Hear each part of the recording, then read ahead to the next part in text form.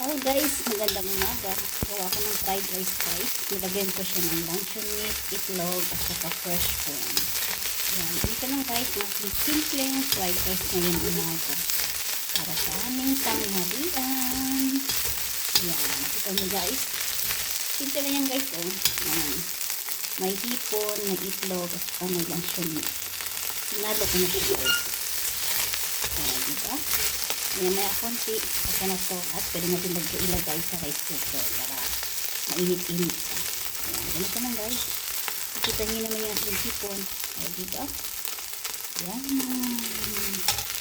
At syempre, ito natin patayin yung ating apoy. Kasi, ito na siya. So, ganito lang guys. Ang aking tanghalian. Kain tayo guys. Sabay-sabay na tayo. Yan. Maraming salamat sa mga sumusuporta at hindi nagsasawa manood ang aking munting video dito sa YT.